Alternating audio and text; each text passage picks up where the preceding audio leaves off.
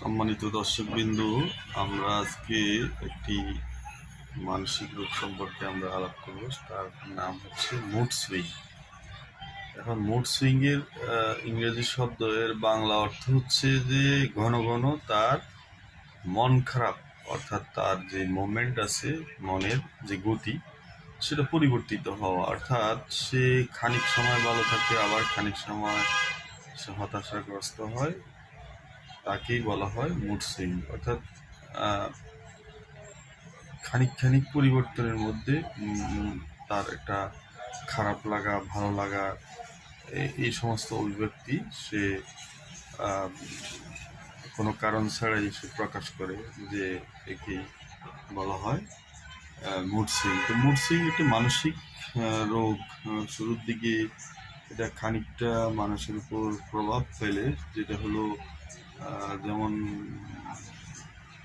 সে অতিরিক্ত মন খারাপ করে বসে থাকা, কোনো কারণ ব্যতীতই মন খারাপ করে বসে থাকে, এবং কখনো বলে আমার খুব ভালো লাগে, হাসি খুশি থাকে। আবার এই হাসি খুশির কয়েক সেকেন্ডের পরেই সে তার ওই অবস্থা পরিবর্তন করে তার অকারণে তার খারাপ লাগা শুরু হয়। তো এটা একটা দীর্ঘমেয়াদী মুড সুইং হলে সেই ক্ষেত্রে তার একটা জটিল মানসিক রোগে আক্রান্ত হওয়ার একটা সম্ভাবনা আছে। তো আমরা এই যে মুড সুইং রোগী, যারা মানসিক রোগে মুড সুইং রোগে আক্রান্ত, সেই ব্যাপারটাই আমরা অনেক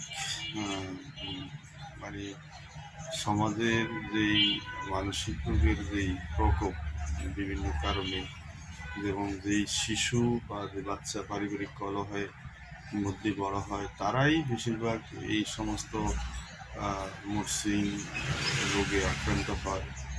তারপরে পর্যাপ্ত মানে সুযোগ সুবিধার মধ্যে বিশেষ করে পিতামাতার যেই আদর বা পিতামাতার যে ভালোবাসা, এর থেকে বঞ্চিত শিশুরাই বিশেষ করে বড় হইলে বা বড় হওয়ার কিশোর। এছাড়া মুড সুইং মেয়েদের ম্যানিফেস শুরু হওয়া, অর্থাৎ যেটা মেয়েদের একটা দীর্ঘ মানে প্রসেসিং বলতে, যে ইয়েটা অর্থাৎ মাসিক পিরিয়ডের সময়ও তার পরবর্তীতে মুড সুইং হতে পারে। তাই মুড সুইং রোগটাকে আমরা যদি হালকাভাবে দেখি, একসময় এই রোগে মারাত্মক জটিল মানসিক রোগে আক্রান্ত হচ্ছে। সেই মুড সুইং রোগীকে সময় থাকতে একজন মানসিক রোগীকে দেখানো আমরা মনে করি বেটার, এবং তার চিকিৎসা নেওয়া